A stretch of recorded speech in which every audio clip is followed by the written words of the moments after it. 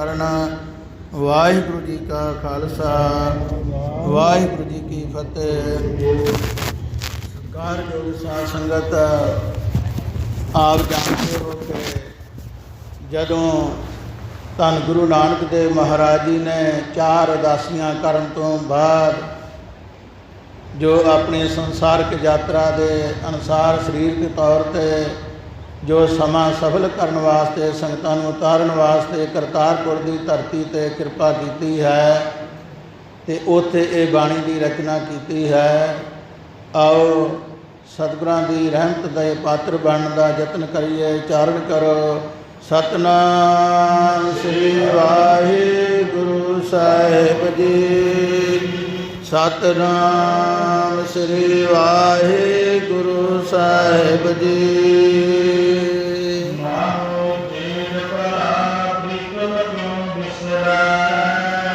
गुरु की साजी नवाजी साध संगत धन गुरु नानक देव महाराज पहले पातशाह जी रहमत की है कि भाई ये जिहड़ा जेठ का महीना आरंभ हो रहा है तो जेठ का भाव ये भी जानदियां हन संगतां कि जेठ तो भाव हुंदा वड्डा।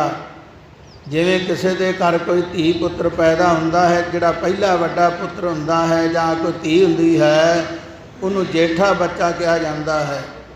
तो इस तरह जिहड़ा जठेरा शब्द बनया है वो भी कोई भरम भुलेखे वाली गल नहीं। भावें संसार के लोग होर पासे किसी पासे जुड़ जाते हैं पर जठेरे का अर्थ है वड्डा वडेरा।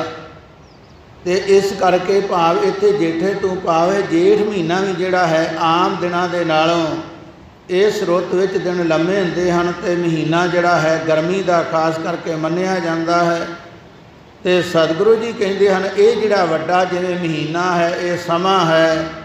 इस तरह जिहड़ा अकाल पुरख वाहिगुरु परमेश्वर है जिसने सारी संसार की रचना बनाई है तो कहते वो क्यों विसरे। क्योंकि सतगुरु जी कहते सो क्यों विसरे जे घाल ना पाना है, सो क्यों विसरै जे किया जाना है, सो क्यों विसरै जिन सब कुछ दिया। सो इस प्रकार सतगुरु जी कहते हैं वो जिहड़ा परमेश्वर है उन्होंने सदा ही याद रखने के नाल ये जीवन यात्रा सफल होंदी है। तो उन्हां वास्ते ये जिहड़ा समा सफला हुंदा है जो उहदे नाल जुड़ जाते हैं। तो सतगुरु जी कहते एक वो हन जिन्हां ने होर किसी नाल जुड़ना कीता है। जिवें संसार के लोग किसी पार्टी दे नाल जुड़ते हैं, सियासी पार्टी लीडरां दे नाल जुड़ते हैं। तो सतगुरु जी कहते किसी ही तड़ा किया कुड़म सके नाल जवाई। इस तरह किसी ने किसी दे नाल तड़ा बना लिया, किसी ने किसी नाल बना लिया। तो कहते साडा तड़ा जिहड़ा है परमेश्वर दे नाल है, सच्चे गुरु दे नाल है। जिहड़ा तड़ा किसी दी जिहड़ी विरोधता विच नहीं खड़ा हुंदा, एक परमेश्वर नूं याद करन वास्ते वो तड़ा कायम कीता है परमेश्वर ने। तो वो जिहड़ा तड़ा जी सारे ही ताकत सारे समयां विच वरतदी है। तो जिहड़ा उहदे नाल जुड़ जांदा इस महीने विच उहदा समा सफल हो जांदा। हर स्यों जुरे तां सब को मीत, हर स्यों जुरे तां निहचल चीत। ये जिहड़ा मन साडा टिकदा नहीं, सतगुरु जी कहंदे ये उहदे नाल जुड़न करके टिकना है। तो मन टिकण की निशानी एक दसी सतगुरां, जब तारे को बैरी मीत तब लग निश्चल नहीं जीत। इस करके जिन्ना चिर अपने पराए का दुश्मन ते सज्जन का फर्क है मन विच, समझो कि अजे साडा मन टिकाणे नहीं है। इस करके सतगुरु जी कहते इस महीने दे विच वो परमेश्वर नूं क्यों भुलाउणा है, उहनूं याद रखना चाहिए है।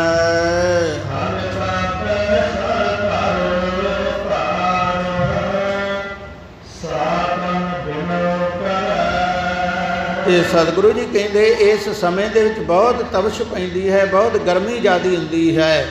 जिवें धरती जिहड़ी है भट्ठे के समान तप जाती है, रेत तपदी है, कोई उहदे उपर नंगे पैरी चल नहीं सकता सौखे तौर पर।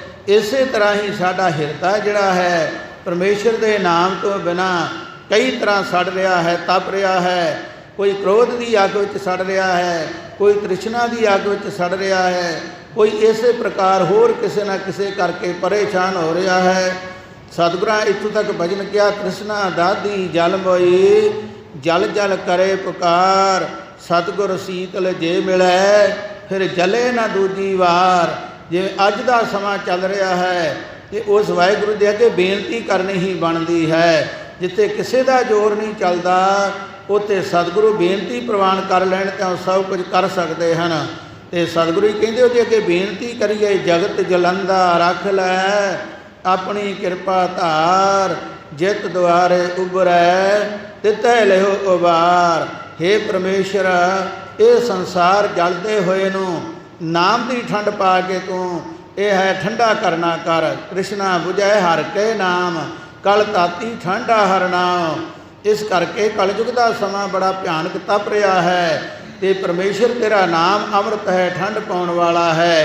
इस करके धन बिनो करे धन इस्त्री रूप जीव जिहड़ा है वो वाहिगुरू परमेश्वर के अगे बेनती करता है कि हे परमेश्वर कृपा कर, साडी ये तृष्णा नूं साडी तपश नूं बुझाउणा कर।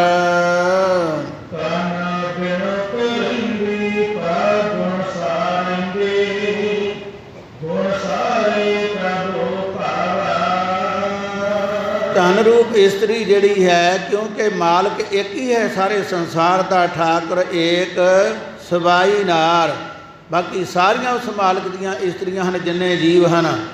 तो इस तरह जिन्हें विजोगवती जिहड़ी है इस्त्री है, पति वरता अपने पति के प्रदेश जाण तो वो परेशान हुंदी है, विछोड़े दे विच उहनूं याद करती है।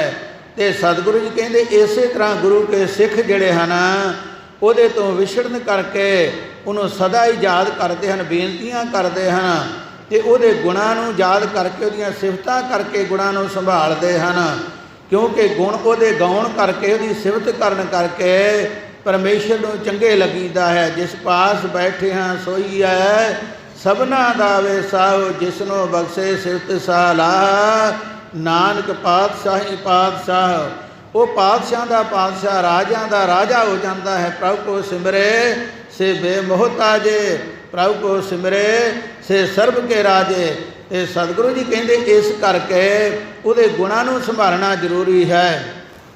जिहदे मन में इस तरह विराग पैदा हो जाता है तो वो जिहड़ा विराग है, विराग भी जिहड़ा है पहला 4 प्रकार का दसिया है। जिहदे विचों तर तीव्र विराग है, तर तीव्र विराग, इस तरह ये 3-4 भेद अगे दसे गए हैं। तो वो भाव ये दसे हैं। एक विराग वो हुंदा है जिवें घर दे विच कोई मुश्किल बन जानी तो कोई घर दे विचों संबंधी विछड़ जाना जां कोई दुख पै जाना तो मन विरागी हो जाना। कोई समय तो बाद फिर वो मन विचों विराग हट जाना, उन्होंने कहते मंद विराग। इस प्रकार कोई होर कई तरह के विराग हैं जिवें पुरियां तक प्राप्ति हो जानी पर फिर उहदे विच मन ना लगना, वो इस तों अगे दा विराग है। तो सब तो उपर जिहड़ा है तर तीव्र विराग जिहड़ा है, तो सतगुरु जी कहते वो विराग वो है जो एक परमेश्वर के प्यार तो बिना होर किसी पासे भी मन प्रसन्न नहीं हुंदा। एक उहदे दर्शन दीदार, उहदा नाम ही सदा चाहिदा है। ऐसे गुण गाउण करके परमेश्वर तू मिल, तेरे नाम दर्शन की कृपा होवे तां साडा जीवना सफल होवेगा, तां नूं चंगे लगांगे, तां ही जो भी शुभ काम कीता है ये सफला होएगा। क्योंकि सतगुरु जी कहते कुछ कर लईए पर जे तिस नज़र ना आवी तां वात ना पुछे के। जे उहदी मेहर की नज़र विच हो जाइए तो सारे कारज सफल हो जाते हैं। तो नहीं तो सतगुरु कहते सारी सृष्टि नाल इहदे तुरदी होवे, इहदा क्या मनदी होवे, बहुत लंबी उम्र होवे, इस तरह सारी दुनिया का भावें चक्रवर्ती राजा भी होवे पर जे उन्होंने मंजूर नहीं तो कोई भी लेखे विच नहीं है। तो सदों इस तरह इस प्रकार जीव ने बेनती की, महाराज तेरे गुण गाउंदे हाँ, तेरियां सिफतां करदे, कृपा कर। तो अगों परमेश्वर ने इनू परखण वास्ते प्रेम नाल कहा कि फिर तैनूं भगती करन दी की लोड़, तेरी भगती प्रवान है जे तू गुण सारें दी पर गुणां नूं संभालदी है तो तेरा कारज सफल है। पर सतगुरु जी कहते जीव ने अगों बेनती की, परमेश्वर के प्यारिਆਂ बेनती की, महाराज ये तेरे गुण तो गाउंदे हाँ पर तेरे घर दे विच साडी हाज़री प्रवान नहीं हुंदी, असीं उत्थों तक पहुँच नहीं कर सकते। ਤੇ ਸਤਿਗੁਰੂ ਜੀ ਕਹਿੰਦੇ ਆਉਣਾ ਕਰੋ ਗੁਰੂ ਘਰ ਵਿੱਚ, ਸਤ ਸੰਗ ਵਿੱਚ ਆਉਣਾ ਕਰੋ। ਅੱਗੇ ਸਤਿਗੁਰੂ ਜੀ ਕਹਿੰਦੇ ਕਿਸ ਰੁਕਾਵਟ ਕਰਕੇ ਅਸੀਂ ਰੁਕੇ ਹਾਂ, ਸਾਡੀ ਪਹੁੰਚ ਨਹੀਂ ਹੈ, ਤੂੰ ਆਪ ਕਿਰਪਾ ਕਰਕੇ ਸਾਡੀਆਂ ਮੁਸ਼ਕਲਾਂ ਨੂੰ ਹੱਲ ਕਰਨਾ ਕਰ।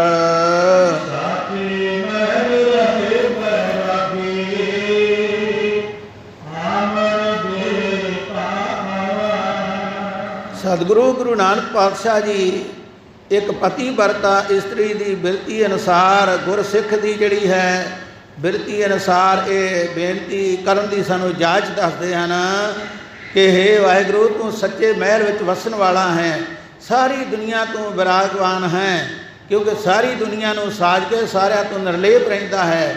ਤੇ ਇਸ ਕਰਕੇ ਹੇ ਪਰਮੇਸ਼ਰ, ਜਿਹੜਾ ਤੈਨੂੰ ਸੱਚਾ ਵੈਰਾਗ ਹੈ, ਇੱਕ ਪਿਆਰਿਆਂ ਦਾ ਤੂੰ ਹੀ ਪ੍ਰੇਮ ਕਰਦਾ ਹੈ।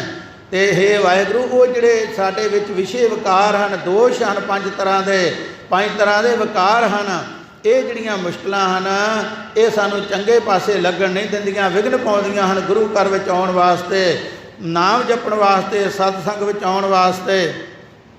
ਇਸ ਕਰਕੇ ਜਿਵੇਂ ਮਹਾਂਪੁਰਖਾਂ ਦਾ ਕਹਿਣਾ ਹੈ ਕਿ ਪਿਛਲੇ ਮਾੜੇ ਕਰਮਾਂ ਕਰਕੇ ਜੀਵ ਜਿਹੜਾ ਸਤਸੰਗ ਵਿੱਚ ਆ ਨਹੀਂ ਸਕਦਾ, ਸੰਗਤ ਵਿੱਚ, ਕਿਉਂਕਿ ਜਾਂ ਆਵੇਗਾ ਤਾਂ ਉਹਨੂੰ ਨੀਂਦ ਆਉਣੀ ਸ਼ੁਰੂ ਹੋ ਜਾਵੇਗੀ, ਜਾਂ ਬਹਿਣ ਤੋਂ ਸੰਗਤ ਵਿੱਚ ਕਿਸੇ ਨਾਲ ਲੜ ਪਵੇਗਾ, ਮੈਂ ਇੱਥੇ ਬਹਿਣਾ ਹੈ ਤੂੰ ਪਾਸੇ ਹੋ ਜਾ। ਇਸ ਕਰਕੇ ਜਾਂ ਇਸ ਤੋਂ ਬਾਅਦ ਬਚੇਗਾ ਤੇ ਤੀਜਾ ਕਾਰਨ ਬਣ ਜਾਂਦਾ, ਉਹਨੂੰ ਘਰੋਂ ਕੋਈ ਸੁਨਾ ਆ ਜਾਂਦਾ ਹੈ, ਕੋਈ ਜ਼ਰੂਰੀ ਕੰਮ ਪੈ ਜਾਂਦਾ ਹੈ। ਇਸ ਕਰਕੇ ਪਰਮੇਸ਼ਰ ਦੀ ਸੰਗਤ ਵਿੱਚ ਹਾਜ਼ਰੀ ਲਾਉਣੀ ਵੱਡੇ ਭਾਗਾਂ ਨਾਲ ਪ੍ਰਾਪਤ ਹੁੰਦੀ ਹੈ। ਬਿਨ ਭਾਗਾਂ ਸਤ ਸੰਗ ਨਾ ਲੱਭੈ, ਬਿਨ ਸੰਗਤ ਮੈਲ ਭਰੀਜੇ ਜੀਓ। ਤੇ ਸੰਗਤ ਵਿੱਚ ਉਹੀ ਆਵੇਗਾ ਜਿਹੜਾ ਇਹਨਾਂ ਵਿਸ਼ਾ ਵਿਕਾਰਾਂ ਤੋਂ ਮਨ ਨੂੰ ਪਾਸੇ ਕਰਕੇ ਇੱਕ ਪਰਮੇਸ਼ਰ ਦੇ ਵਿਰਾਗ ਵਿੱਚ ਆਵੇਗਾ। ਤੇ ਸਤਿਗੁਰੂ ਤੂੰ ਕਿਰਪਾ ਕਰੇ, ਸਾਡੇ ਕਾਰਜ ਰਾਸ ਕਰਨਾ ਕਰ, ਤਾਂ ਅਸੀਂ ਤੇਰੇ ਘਰ ਵਿੱਚ ਆ ਸਕਦੇ ਹਾਂ।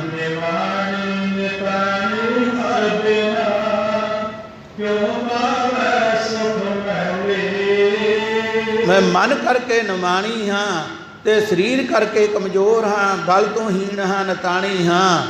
ਤੇ ਇਸ ਕਰਕੇ ਤੇਰੇ ਜਿਹੜੇ ਸੁਖ ਮਹਿਲ ਹਨ, ਸੋਖ ਮਹਿਲ ਜਾ ਕੇ ਊਚ ਦੁਆਰੇ, ਤਾਂ ਮੈਂ ਵਾਸੇ ਭਗਤ ਪਿਆਰੇ। ਸੁੱਖਾਂ ਦੇ ਮਹਿਲ ਉਹ ਹਨ ਜਿੱਥੇ ਪਰਮੇਸ਼ਰ ਦਾ ਨਾਮ ਵਸਦਾ ਹੈ। ਸਤਿਗੁਰੂ ਜੀ ਕਥਨ ਕਰਦੇ ਹਨ ਕਿ ਭਾਈ ਜਿੱਥੇ ਨਾਮ ਜਪੀਏ ਪ੍ਰਭ ਪਿਆਰੇ, ਸੇ ਅਸਲ ਸੋਇਨ ਚਬਾਰੇ। ਜਿੱਥੇ ਨਾਮ ਨਾ ਜਪੀਏ ਮੇਰੇ ਗੋਇੰਦਾ, ਸੇਈ ਨਗਰ ਉਜਾੜੀ ਦਿਓ, ਘਰ ਮੰਦਰ ਹਟ ਨਾਲੇ ਸੋਹੇ, ਜਿਸ ਚ ਨਾਮ ਨਿਵਾਸੀ ਰਾਮ। ਫਿਰ ਕਹਿੰਦੇ ਭਲੇ ਸੁਹਾਵੀ ਛਾਪਰੀ, ਜਾਂ ਮੈਂ ਗੁਣ ਗਾਏ। ਉਹੀ ਜਗ੍ਹਾ ਉਹੀ ਥਾਂ ਭਲਿਆ ਹੈ ਜਿੱਥੇ ਪਰਮੇਸ਼ਰ ਦੇ ਗੁਣ ਗਾਏ ਜਾਣ। ਤੇ ਇਸ ਕਰਕੇ ਸੁੱਖਾਂ ਦੀ ਜਿਹੜੀ ਹੈ ਪ੍ਰਾਪਤੀ ਹੈ, ਸੁੱਖਾਂ ਦਾ ਜਿਹੜਾ ਮਾਲਕ ਹੈ, ਸੁੱਖਾਂ ਦੇ ਮਹਿਲ ਵਿੱਚ ਰਹਿਣ ਵਾਲਾ, ਉਹਦੇ ਨਾਲ ਮੇਲ ਨਹੀਂ ਹੁੰਦਾ।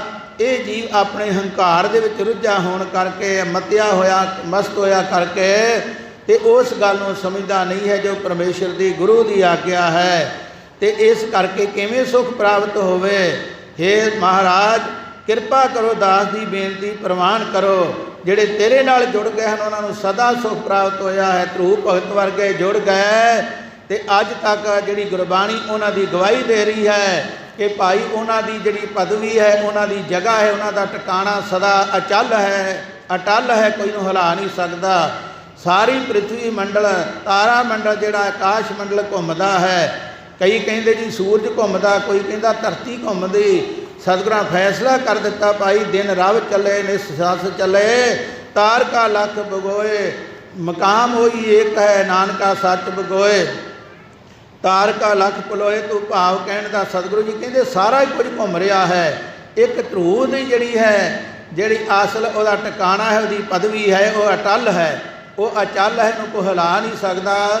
ਐਸਾ ਨੂੰ ਪੱਕਾ ਟਿਕਾਣਾ ਕਿਉਂ ਮਿਲਿਆ ਕਿ ਉਹ ਪਰਮੇਸ਼ਰ ਨਾਲ ਜੁੜ ਗਿਆ। ਤਾਂ ਸਾਨੂੰ ਬੇਨਤੀ ਕਰਨ ਵਾਸਤੇ ਸਤਿਗੁਰਾਂ ਗੁਰਬਾਣੀ ਵਿੱਚ ਇਹ ਕੀਤਾ ਹੈ, ਕਿਰਪਾ ਕਰਕੇ ਬਚਨ ਦਰਜ, ਰਾਮ ਜਪੋ ਜੀ ਐਸੇ ਐਸੇ, ਧਰੂ ਪ੍ਰਹਿਲਾਦ ਜਪਿਓ ਹਰ ਜੈਸੇ, ਦੀਨ ਦਿਆਲ ਭਰੋਸੇ ਤੇਰੇ, ਸਭ ਪਰਿਵਾਰ ਚੜਾਇਆ ਬੇੜੇ। ਹੇ ਮਹਾਰਾਜ ਕਿਰਪਾ ਕਰ, ਤੇਰੇ ਭਰੋਸੇ ਇਸ ਵਾਹਿਗੁਰੂ ਦੇ ਨਾਮ ਦੇ ਵਿੱਚ ਅਸੀਂ ਸਵਾਰ ਹੋਏ ਹਾਂ ਜਹਾਜ਼ ਦੇ ਵਿੱਚ, ਤੇ ਤੂੰ ਇਹਨੂੰ ਪਾਰ ਕਰਨ ਵਾਲਾ ਹੈ। ਕਈ ਵਾਰ ਅਸੀਂ ਕਹਿ ਦਿੰਦੇ ਵਾਹਿਗੁਰੂ ਪਾਰ ਉਤਾਰਨਹਾਰ। ਇਹ ਜਿਹੜੇ ਅੱਖਰ ਇਸ ਤਰ੍ਹਾਂ ਲਿਖੇ ਗਏ ਹਨ, ਹੈ ਤੇ ਪਰਮੇਸ਼ਰ ਦੀ ਗੁਰੂ ਦੀ ਸਿਫਤ ਹੈ। पर वाहिगुरु नाम जहाज है चढ़े सो उतरे पार, जो सरदा कर सेम दे गुर पार उतारन हार। गुरु मलाह है, गुरु जहाज नूं चलाउण वाला है, ते वाहिगुरु दे नाम दा सिमरन दा जिहड़ा जहाज है ਉਹਦੇ ਰਾਹੀਂ ਜੀਵ ਭਵ ਸਾਗਰ ਤੋਂ ਪਾਰ ਹੋ ਜਾਂਦਾ ਹੈ। ਇਸ ਕਰਕੇ ਮਹਾਰਾਜ ਕਿਰਪਾ ਕਰ, ਸਾਡੇ ਤੇ ਰਹਿਮਤ ਕਰ। ਜਿਵੇਂ ਤੇਰੇ ਪਿਆਰੇ ਅੱਗੇ ਅਨੇਕਾਂ ਤੇਰੇ ਨਾਲ ਜੁੜੇ ਹਨ, ਤੇ ਸਾਡੇ ਤੇ ਵੀ ਕਿਰਪਾ ਕਰਕੇ ਸਾਡਾ ਜਨਮ ਸਫਲ ਕਰਨਾ ਕਰੋ। ਨਾਨਕ ਜੇਠ ਜਾਣੇ ਤਿਸ ਜੈਸੀ ਕਰਮ ਮਿਲੇ ਗੁਣ ਬੈਠੇ। ਨਾਨਕ ਜੇਠ ਜਾਣੇ ਤਿਸ ਜੈਸੀ ਕਰਮ ਮਿਲੇ ਗੁਣ ਬੈਠੇ। ਸਤਿਗੁਰਾਂ ਦੀ ਸਨਮਾਨਯੋਗ ਸਾਧ ਸੰਗਤ, ਧੰਨ ਗੁਰੂ ਨਾਨਕ ਦੇਵ ਮਹਾਰਾਜ ਜੀ ਤੁਖਾਰੀ ਰਾਗ ਦੇ ਇਸ 12 ਮਾਹ ਦੇ ਜੋ ਅੰਤ ਸ਼ਬਦ ਦੇ ਅੰਤ ਦੇ ਵਿੱਚ ਕਹਿੰਦੇ ਹਨ ਕਿ ਹੇ ਮਹਾਰਾਜ ਪਰਮੇਸ਼ਰ ਅਕਾਲ ਪੁਰਖ ਜੀ, ਤੇਰੇ ਨਾਲ ਐਸੀ ਜਿਹੜੀ ਹੈ ਮਰਜ਼ਾਦਾ ਵਾਲੇ, ਐਸੀ ਬਿਰਤੀ ਵਾਲੇ ਜੁੜੇ ਹਨ ਜਿਨ੍ਹਾਂ ਨੇ ਇਹ ਤੇਰਾ ਹੁਕਮ ਮੰਨ ਲਿਆ ਹੈ।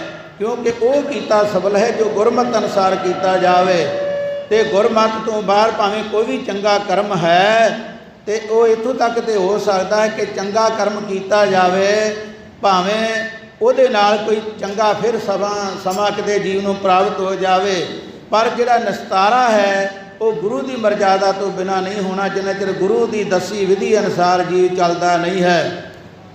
ਸੋ ਗੁਰੂ ਪਿਆਰੀ ਸਾਧ ਸੰਗਤ ਜਿਹੜੇ ਚੱਲੇ ਹਨ, ਉਹਨਾਂ ਨੂੰ ਫਿਰ ਕਿਸੇ ਦੀ ਮਥਾਜੀ ਨਹੀਂ ਹੋਈ, ਉਹਨਾਂ ਨੂੰ ਬੰਧਨਾਂ ਦੇ ਵਿੱਚੋਂ ਹੀ ਛੁਡਾ ਦਿੱਤਾ ਹੈ। ਆਪ ਜੀ ਨੇ ਸਰਵਣ ਕੀਤਾ ਹੈ, ਹਰ ਸੱਜਣ ਦਾਮਨ ਲੱਗਿਆ ਕਿਸੇ ਨਾ ਦੇਈ ਬੰਨ। ਜਿਹੜੇ ਪਰਮੇਸ਼ਰ ਦੇ ਸੱਚੇ ਗੁਰੂ ਦੇ ਪੱਲੇ ਨਾਲ ਜੁੜ ਗਏ ਹਨ, ਉਹਨਾਂ ਨੂੰ ਬੰਦੀ ਖਾਨੇ ਦੇ ਵਿੱਚੋਂ ਹੀ ਉਹਨਾਂ ਨੇ ਛੁਡਾ ਦਿੱਤਾ ਹੈ। ਪਹਿਲੇ ਰੂਪ ਦੇ ਵਿੱਚ ਗੁਰੂ ਨਾਨਕ ਪਾਤਸ਼ਾਹ ਜੀ ਨੇ ਬਾਬਰ ਦੀ ਕੈਦ ਵਿੱਚੋਂ ਕੈਦੀਆਂ ਨੂੰ ਛਡਾਉਣਾ ਕੀਤਾ, ਉਹਨਾਂ ਦੀ ਪੁਕਾਰ ਸੁਣ ਕੇ, ਤੇ ਬਾਬਰ ਨੂੰ ਵੀ ਗਿਆਨ ਬਖਸ਼ਣਾ ਕੀਤਾ। ਇਸੇ ਪ੍ਰਕਾਰ ਹੋਰ ਸਤਿਗੁਰਾਂ ਵੀ ਕਿਰਪਾ ਸੰਗਤਾਂ 'ਤੇ ਕੀਤੀ। 6ਵੇਂ ਪਾਤਸ਼ਾਹ ਜੀ ਨੇ ਗਵਾਲੀਅਰ ਦੇ ਕਿਲ੍ਹੇ ਵਿੱਚੋਂ ਸਾਰੀ ਉਮਰ ਦੇ ਜਿਹੜੇ ਕੈਦ ਕੀਤੇ ਹੋਏ ਜਿਹੜੇ ਰਾਜੇ ਸਨ, ਕਦੀ ਛੁੱਟ ਨਹੀਂ ਸਨ ਸਕਦੇ, ਕਈ ਯਤਨ ਕਰਕੇ ਜਿੱਤ ਕੇ, ਕਈ ਫੌਜਾਂ ਨੂੰ ਖਪਾ ਕੇ ਉਹ ਰਾਜੇ ਨੇ ਜਿਹੜੇ ਆਪਣੇ ਕਿਲ੍ਹੇ ਵਿੱਚ ਬੰਦ ਕੀਤੇ ਹੋਏ ਸਨ, ਸੱਚੇ ਸਤਿਗੁਰੂ ਦੀ ਸ਼ਰਨ ਪ੍ਰਾਪਤ ਹੋ ਗਈ। ਉਹ ਕਿਲ੍ਹਾ ਵੀ ਪਰਮੇਸ਼ਰ ਦਾ ਘਰ ਬਣ ਗਿਆ, ਤੇ ਸਾਰੀ ਉਮਰ ਦੇ ਕੈਦੀ ਵੀ ਜਿਹੜੇ ਆਜ਼ਾਦ ਕਰਾ ਦਿੱਤੇ। ਉਚਾਰਨ ਕਰੋ ਸ੍ਰੀ ਵਾਹਿਗੁਰੂ। ਏਡਾ ਗੁਰੂ ਬੰਦੀ ਛੋੜ ਹੈ। ਬੰਦੀ ਛੋੜ ਭਾਵ ਜਿਹੜਾ ਬੰਧਨਾਂ ਨੂੰ ਛਡਾ ਦਿੰਦਾ ਹੈ। ਤੇ 10ਵੇਂ ਸਰੂਪ ਵਿੱਚ ਸਤਿਗੁਰਾਂ ਨੇ 19 ਸਿਤਾਰੇ ਦੇ ਕਿਲ੍ਹੇ ਵਿੱਚੋਂ ਜਾ ਕੇ ਆਪਣੇ ਪ੍ਰੇਮੀਆਂ ਨੂੰ ਛਡਾਉਣਾ ਕੀਤਾ, ਜਿਨ੍ਹਾਂ ਨੇ ਇੱਕ ਤੁਕ 'ਤੇ ਅਸਰ ਕਰ ਲਿਆ ਕਿ ਗੁਰ ਕਾ ਸਿੱਖ ਜਿਹੜਾ ਹੈ ਇਸ ਤਰ੍ਹਾਂ ਦਾ ਹੋਣਾ ਚਾਹੀਦਾ ਹੈ, ਜਿਵੇਂ ਸਤਿਗੁਰਾਂ ਕਿਹਾ, ਸਤਿਗੁਰ ਸਿੱਖ ਕੇ ਬੰਧਨ ਕਾਟੈ, ਗੁਰ ਕਾ ਸਿੱਖ ਵਿਕਾਰ ਤੇ ਹਟੇ। ਜਿਹੜਾ ਪਰਮੇਸ਼ਰ ਦੀ ਕਿਰਪਾ ਨਾਲ ਵਿਕਾਰਾਂ ਵੱਲੋਂ ਹਟ ਜਾਵੇ ਤੇ ਗੁਰੂ ਕੇ ਸ਼ਬਦ ਦੀ ਆਰਾਧਨਾ ਕਰਦਾ, ਮਰਜ਼ਾਦਾ ਅਨੁਸਾਰ ਗੁਰੂ ਉਹਦੇ ਪਏ ਹੋਏ ਬੰਧਨਾਂ ਨੂੰ ਤੋੜ ਦਿੰਦਾ, ਆਜ਼ਾਦ ਕਰਵਾ ਦਿੰਦਾ ਹੈ। ਸੋ ਗੁਰੂ ਕਿਰਪਾ ਕਰੇ। ਗੁਰੂ ਕੀ ਸਾਧ ਸੰਗਤ, ਇਹ ਜਿਹੜਾ ਮਹੀਨਾ ਹੈ, ਆਉਣ ਵਾਲਾ ਸਮਾਂ ਸਰਬੱਤ ਨੂੰ, ਸੰਗਤਾਂ ਨੂੰ ਲਾਹੇਵੰਦ ਹੋਏ, ਪੜ੍ਹਦੇ ਸੁਣਦੇ ਲਾਹੇਵੰਦ ਹੋਣ, ਧਰਮ ਦਾ ਪੰਥ ਦਾ ਵਾਧਾ ਹੋਵੇ, ਏਕਤਾ ਹੋਵੇ, ਸਰਬੱਤ ਸੰਗਤਾਂ ਦਾ, ਸਰਬੱਤ ਦੁਨੀਆ ਦਾ ਪਰਮੇਸ਼ਰ ਭਲਾ ਕਰੇ। ਉਹਦੇ ਗਾੜੀ ਬੇਨਤੀ ਕਰੀਏ, ਸਭੇ ਜੀ ਸੰਭਾਲ ਆਪਣੀ ਮਿਹਰ ਕਰ। ਸੋ ਗੁਰੂ ਪਿਆਰੀ ਸਾਧ ਸੰਗਤ, ਇਹ ਅੱਜ ਦਾ ਜਿਹੜਾ ਫਰਮਾਨ ਹੈ, ਇਸ ਪ੍ਰਕਾਰ ਜੋ ਸਤਿਗੁਰਾਂ ਨੇ ਕਿਰਪਾ ਕੀਤੀ ਹੈ, ਆਪ ਜੀ ਦੇ ਨਾਲ ਇਹ ਵਿਚਾਰ ਸਾਂਝੀ ਕਰਨ ਦਾ ਯਤਨ ਕੀਤਾ ਗਿਆ ਹੈ। ਨਿਮਾਣੇ ਨਤਾਣੇ ਅਣਜਾਣ ਜੀਵ ਕੋਲੋਂ ਇੰਨੇ ਸਮੇਂ 'ਚ ਇੰਨਾ ਕੁਝ ਕਹਿੰਦਿਆਂ ਹੋਇਆਂ ਬੇਅੰਤ ਭੁੱਲਾਂ ਚੁੱਕਾਂ ਹੋ ਗਈਆਂ। ਗੁਰੂ ਕੀ ਸਾਧ ਸੰਗਤ, ਸਤਿਗੁਰੂ ਮਹਾਂਪੁਰਖ ਬਖਸ਼ਣ ਯੋਗ ਹੋ, ਔਗਣਾਂ ਨੂੰ ਨਾ ਚਿਤਾਰਨਾ, ਅੱਗੇ ਤੋਂ ਸੋਝੀ ਬਖਸ਼ਣੀ। ਗੁਰੂ ਕਿਰਪਾ ਕਰਨ।